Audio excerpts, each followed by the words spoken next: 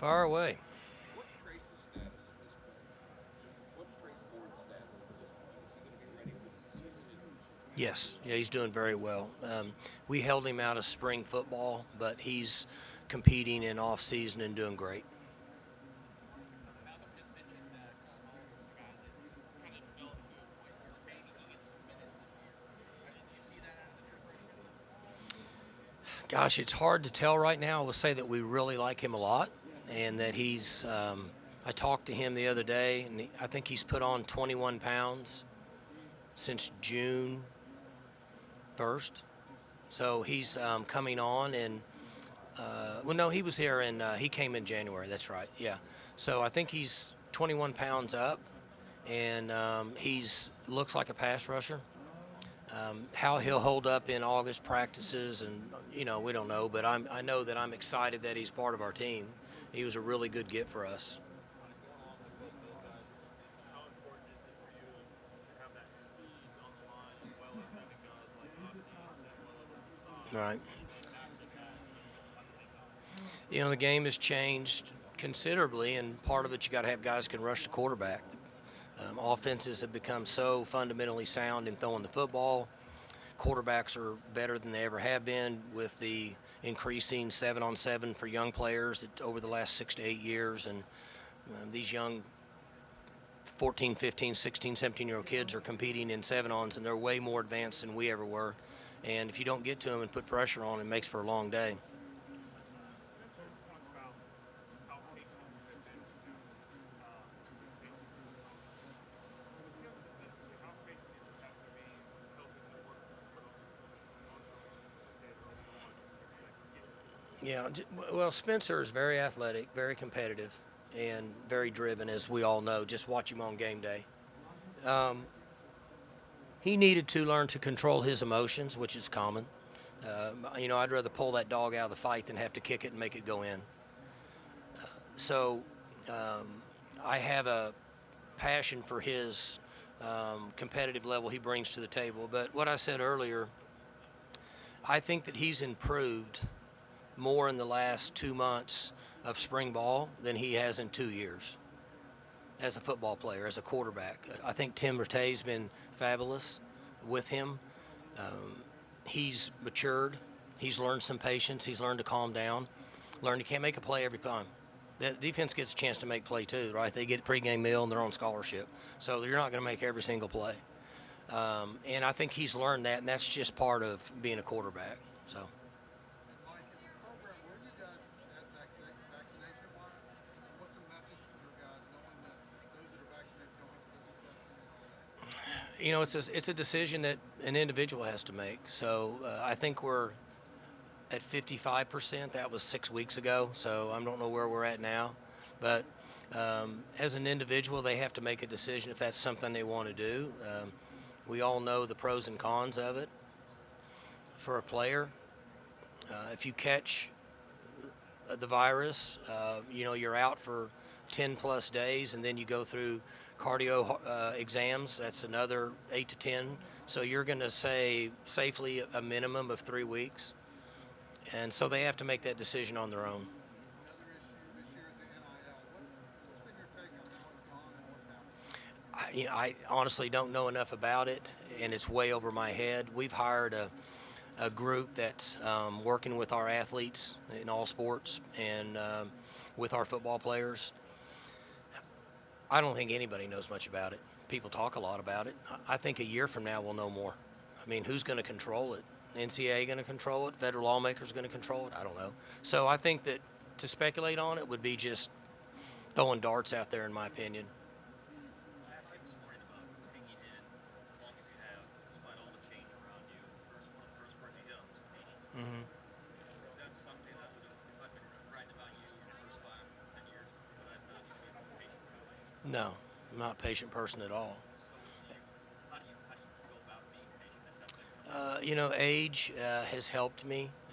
When you do something long enough, you eventually get better at it. Um, I think about a lot of things, and truthfully, about this time a year ago, I lost my mom, and she was very patient with everything and kept telling me to be patient. and kept saying, you just need to relax. Um, you'll get a lot more flies with sugar than you will with vinegar. Um, and I never knew that until I would sit back and think about some of the things that she was trying to instill in me as a parent. But she was so soft-spoken and so easygoing that I guess I didn't do a good enough job of listening, and so that's helped. To be real honest with you, I've started to reflect back on that, and I should have listened to her earlier, but I guess better now than never. Do you see this translating specifically to your players more, or is it just everything you do? I mean, probably you ask my wife, I think she'd probably start with her. You guys probably think I'm going to take my shirt off next, but I was kind of hot, and and I feel like a girl with heels. I mean, my feet are sore, and so but in all areas. So, you would have to ask the players. I think the one thing with all the stuff that's gone on over the last 14 or 16 months that's had an effect on me. Our culture and our program is pretty much the same. I think it's all of us having the ability, and I include myself, to listen and be patient and think things through. Usually I wanted to make a decision now. We move this direction. This is what we do. It's the way it is. And so that's helped me a lot, to be real honest with that question. Would your son say you're a favorite? I would say yes, but not much. At my house, if you live in my house, this is the way it is, or you can go live somewhere else. So I'm not going to say I've gotten really over the edge there.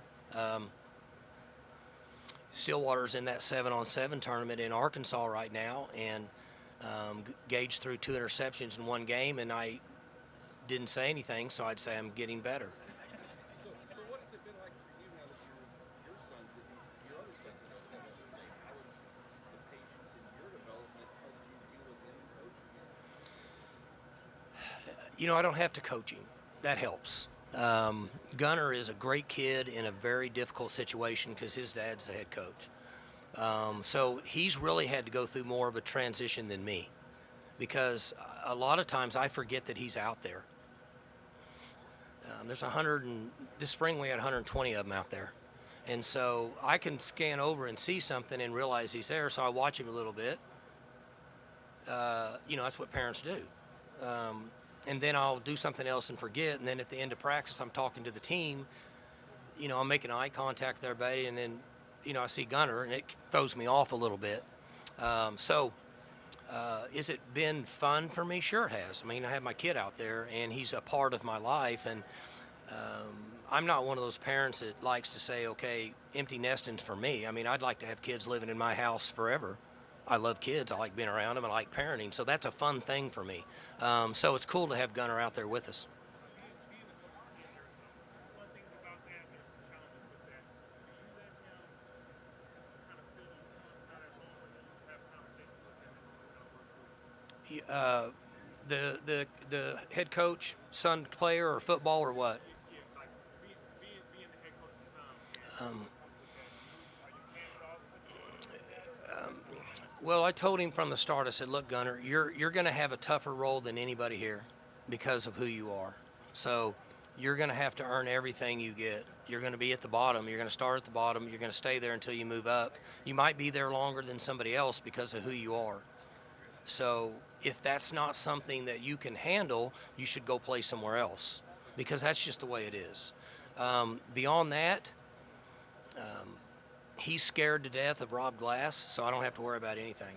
And that's the truth. So he takes care of all that. Yeah. You're gonna have to. The air conditioner's killing me. I can't hear.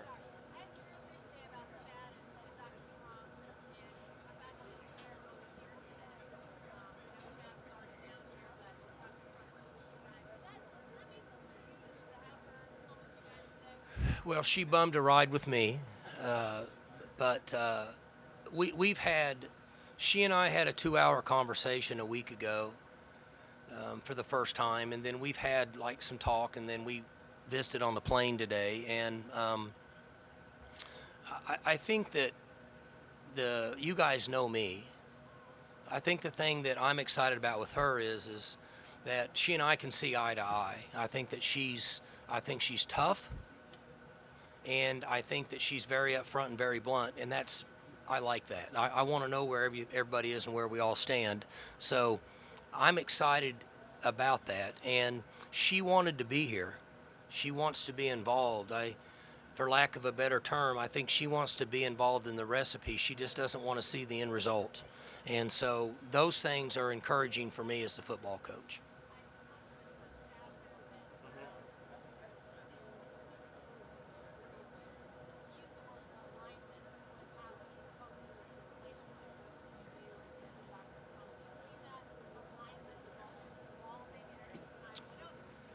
Yeah, we're off to a good start for 2 weeks, and it's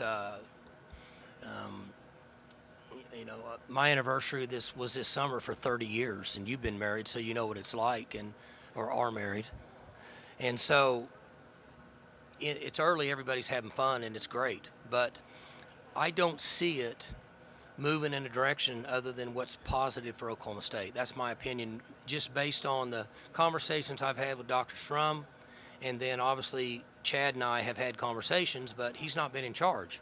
So it's different when you're in charge. And I'm going to guess that a year from now we'll know a whole lot more.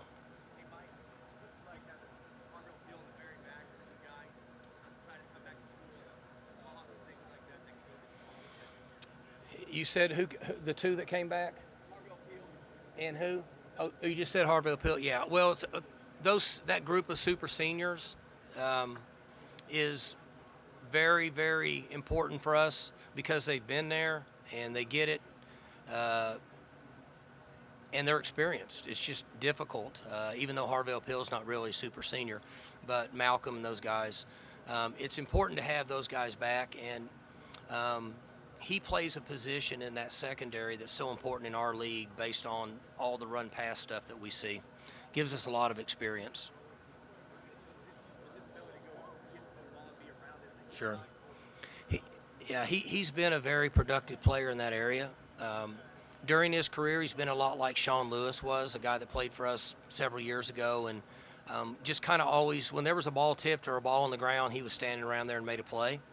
And Peel's been like that for us, so that's a good thing.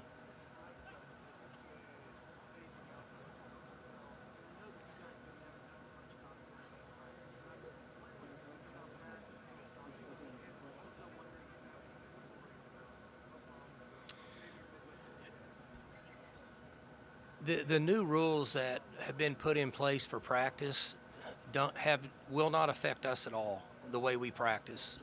We've been doing this for 8 or 10 years, so it's interesting that they have a certain number of days that you only wear a helmet and those little foam, they call them spiders pads. That's actually an addition for us because we would have 6 or 7 days in August where we didn't have anything on but a helmet. So for us to put the spiders on as an addition, I think that's good because that keeps you from getting a little bit of trauma to your shoulders with the big guys because they still go at it. So that won't affect us at all. And we haven't done a lot of one-on-one battering ram drills in a long time. We did when I was in high school playing, and I have a lot of bad experiences with that. Being on the other end of that, being 150 pounds, and that wasn't much fun, but we don't really execute drills like that.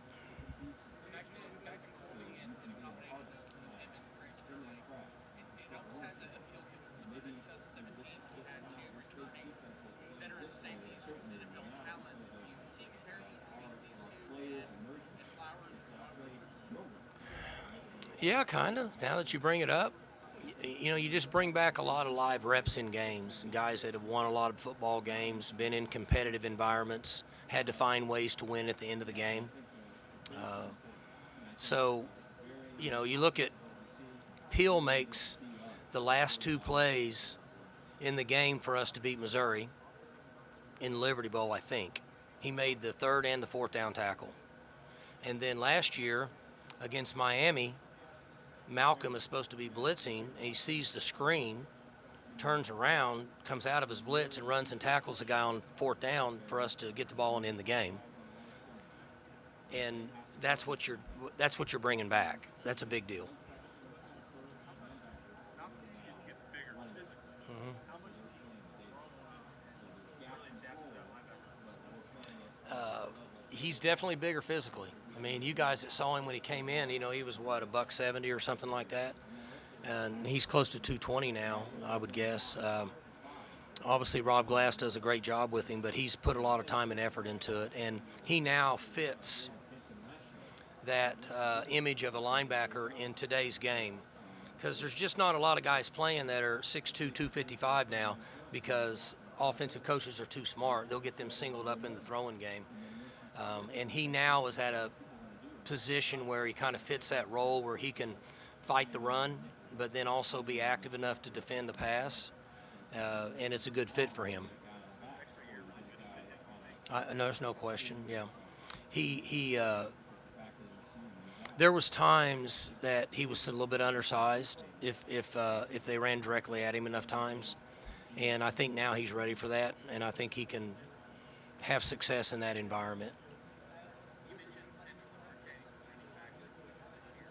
you liken it to the potential of when you had the good balance of Justice and Chris Carson, where one guy was getting fatter every time?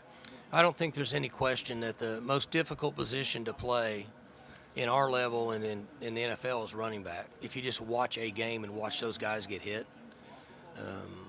quarterbacks get hit in the backfield and they can't protect themselves, but they get hit at angles that are different, and the rules now protect them some. Running backs run in between the tackles and just take a lot of hits. So I think that's the future. Do we always have that luxury? Probably not. But we've got 4 or 5 guys that I don't think anybody would have an issue with carrying the ball in our first game. That should lighten the load. What that does is that will result in those guys being healthier throughout the year, which means they can practice more. They don't have to sit on a Tuesday because they're beat up. They'll be fresh as the season progresses. So when you get at the end of the year, when you want to be playing your best football, if you're fresh, you got a better chance to play better football. Typically, it's been Moss who says, "Okay, let's go with this running back now," stuff like that. How is that going to, I guess, be different for him, knowing that he has 4 guys instead of 1, maybe 2, 3, as he has past 3 years? You have a competitive advantage there. So he's going to give them all a chance, but guys that are playing really good, protecting the ball and making plays, they're going to get fed the ball a little more. What do you think about defense? The Big 12 getting better over the last decade or so. You see that progression in guys who are in those programs. Why are the defenses getting better at this time? They've improved in the last 3 or 4 years, really the last 2 or 3 considerably. Football is a game of copycats. As coaches, we see things we like, somebody else does something, they start doing it. It'll always be that way. Guys get ideas. And so offenses have been way ahead. And then defenses now are starting to play catch up in this league. And they're defending big plays. This offense made a living on big plays for 8 or 10 years. Or this league did on offense. So now defenses are learning how to defend that and forcing offenses to play differently. And it's been an interesting run the last 2 or 3 or 4 years. And it'll be interesting to watch across the country because Big 12 offenses evolved and it went national. Then SEC started running Big 12 offenses. That's what they're doing now. And then the Big 12 has changed defense. So it'll be interesting if the SEC and Big 10 and some of these other leagues, as they start running the offenses like we have been for 10 or 12 years, now will they transition defensively like the Big 12 is to try to slow these offenses down? I don't think there's any debate. Offensively, the Big 12 is way ahead of everybody in the country. I mean, you can just look at schools that used to refuse to play fast and throw passes, and now they're playing fast and throwing passes. I see a lot of games in the Big 12 that are 19 to 23, and I look in other conferences and it's 44 to 45. So, I mean, I just can state the facts. LD, he's one of those 4 guys that brings a ton of experience. He's been around forever. He's in, I think, year 6 would be for him. Very fast. He's healthy. And the benefit of us having 4 or 5 running backs is big for him because when he's healthy, he's a threat. but if he got beat up a little bit, he slows down. And so we're expecting big things from him in September. Well, I was telling them Gunner's doing good. He's working like everybody else. Gunner's about 6'2", 200 now. He's grown, his body's changing, and he's doing good in school. And he's learning our offense. He's working hard and trying to grow up as a young man. So, besides being a football player, I'm proud of him as a dad for what he brings to the table, his work ethic and his courtesy and respect for other people. That's a pretty cool deal as a parent. So he's doing good.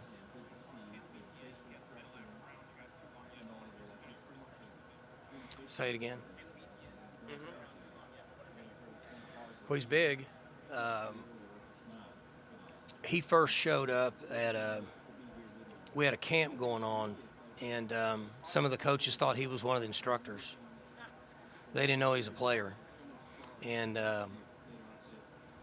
Joe Bob Clements was standing there. There's a group of us. We were in the indoor at the other side, and he came walking in through the garage doors on the south side of the indoor. And Joe Bob said, "We need to get that coach signed up to play." And I said, "That's ETN. He plays for us." And he goes, "That's a true story." So I haven't seen him because I'm not with him working out. I know he is 6'7", he might be 6'8", and that's not pushing it. And I know he's probably 370, and he's not heavy. I mean, he's like built like big. On a scale of 1 to 10, his cardio is probably a 3 or a 4, which for that size is fantastic. Normally when they get in like that, they're a 1. And if Rob will get him to a 5 or a 6 by the time August gets through, and we get him to a 7-ish, unless he is scared of contact, he'll be a tough guy to deal with.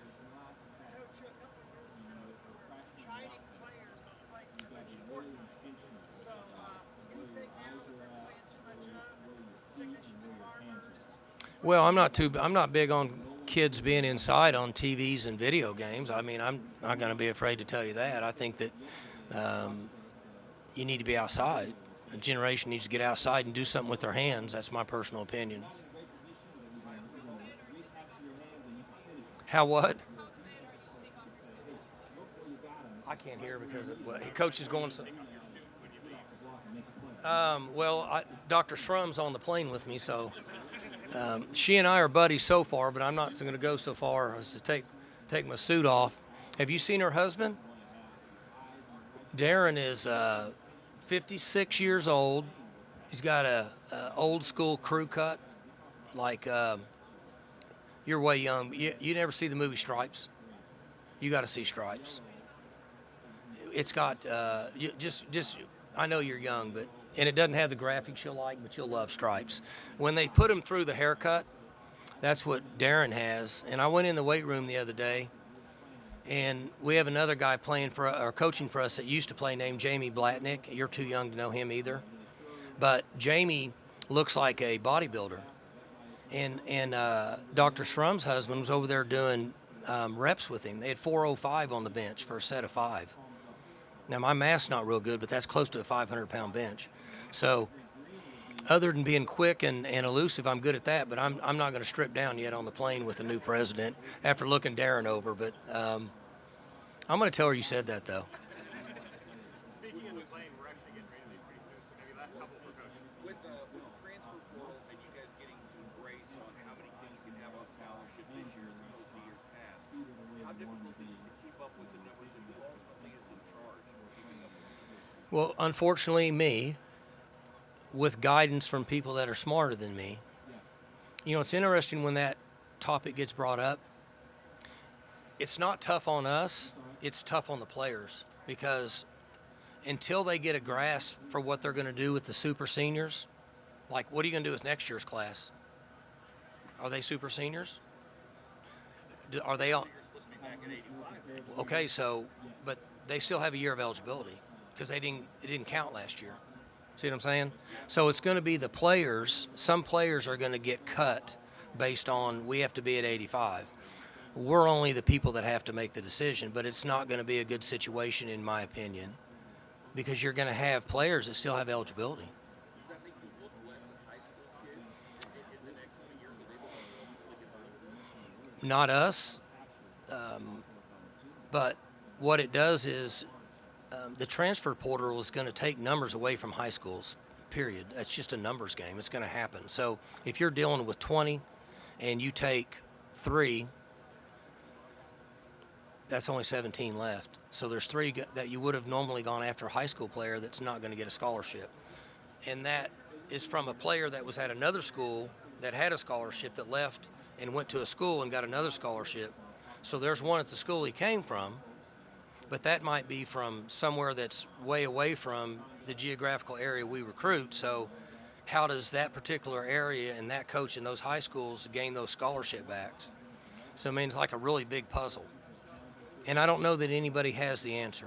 Would you like to see an increase in how many kids you can have on scholarship? There needs to be 95 on scholarship for player safety. The game's played much different than ever it has been before. Like, you're not near as young as she is, but you're still a lot younger than me. You remember when there was only about 55 offensive plays a game? Well, now there's 80. So I'm going to take that 25 times 12. And that's that many more plays that are played on both sides of the ball by 22 people, because there's 11 on offense and 11 on defense, times that number of plays, times 12, times their bodies. And they're all bigger and stronger and faster, so the laws of physics are the collisions are worse.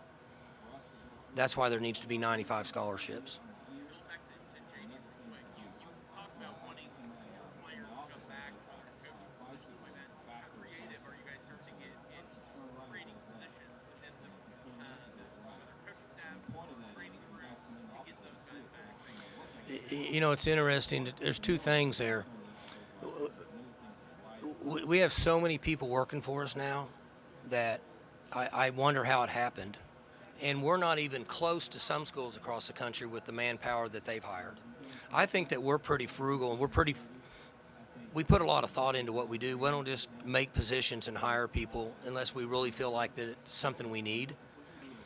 And it's amazing the numbers of people that are working in college football at different locations.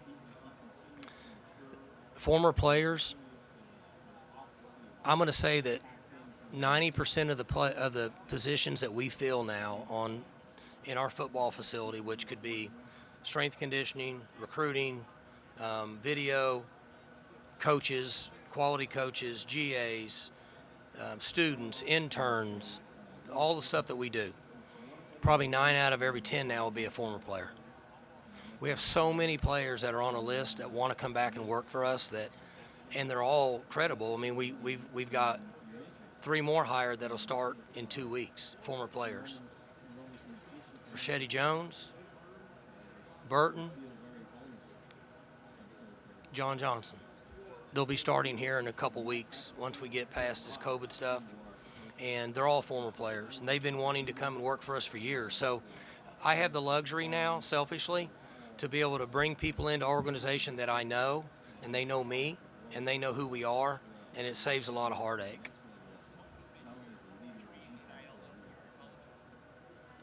NIL for me wouldn't have been much. Probably a car deal down there at Hudeberg Chevrolet in Midwest City. Probably would have got $25 and a pack of Topps trading cards or something. About wrapped it up. My demand wasn't out there. Huh? I got to just call it like it is. I mean, there's not only so much demand for a 5'11" and 3/4, 185-pound quarterback. Anything else for Coach? You mentioned Tay Martin. Yeah, Tay Martin stepping in that spot Tyler played. What stands out to you about Tay and that? Well, I mean, you know, you've been to all my press conferences. Tay hadn't been in shape until January. For us, he hasn't been in shape. So you're trying to play in a fast-paced offense. You're playing at a position that requires a lot of thinking and route adjustment based on what we do offensively. When you're tired, your thinking is not good. He's competitive. He's tough. He loves to play football, and he's bought into our system. That's why I think he's going to play good.